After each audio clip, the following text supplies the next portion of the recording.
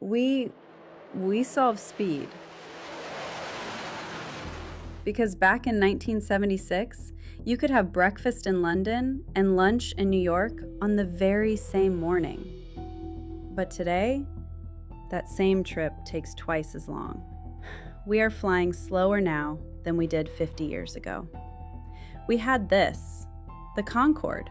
It flew at Mach 2, which is twice the speed of sound, faster than the Earth rotates. From January 1976 to October 2003, we had a commercial passenger plane that could cross the Atlantic before you finished watching Titanic. But then, we just stopped. We chose to go slower. So the question is, why?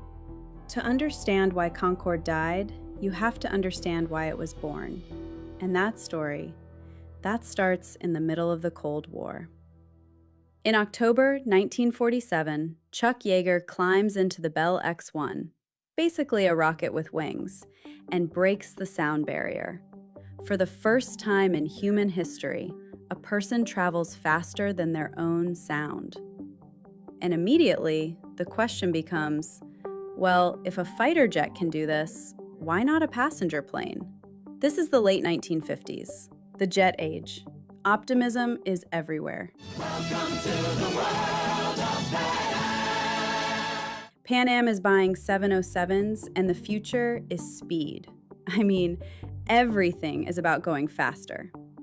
President Kennedy announces we are going to the moon. Before this decade is out, of landing a man on the moon and returning him safely to the Earth. Not because it is easy, but because it is hard. The space race is on, and both sides are pouring money into proving their technological superiority. 3 countries decide that if we are racing to space, why not race to supersonic passenger flight? America launches the Boeing SST program. The Soviet Union develops the Tupolev Tu-144. And Britain and France, traditional rivals, do something unprecedented. They partner up. On November 29, 1962, Britain and France sign a treaty. Neither country could afford the astronomical cost alone, but together they could split it. This was not just engineering. This was national pride on the line. It took hundreds of millions of pounds and francs, thousands of engineers, all to answer one question. Can we make passengers go faster than sound? America gave up in 1971 due to costs and environmental concerns. The Boeing SST, it never flew. The Soviet Tu-144 flew first, but barely.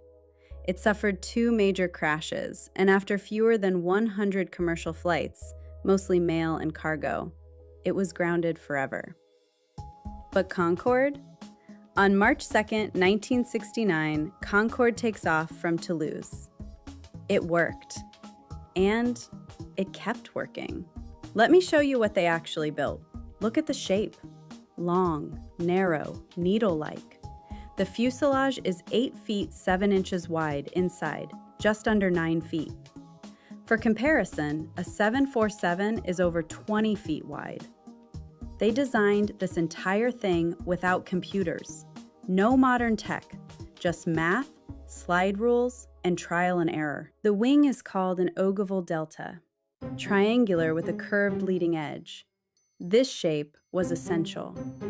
At low speeds, it created extra lift. At high speeds, it minimized drag. And the heat.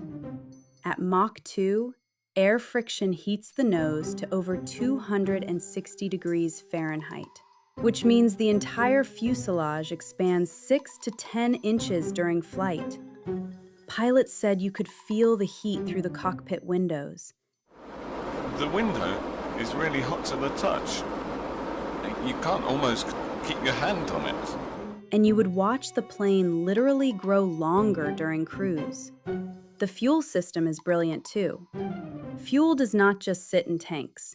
It flows around the plane during flight, forward for takeoff, backward for supersonic cruise, constantly shifting to keep the center of gravity perfect. To even reach Mach 2, Concord needed afterburner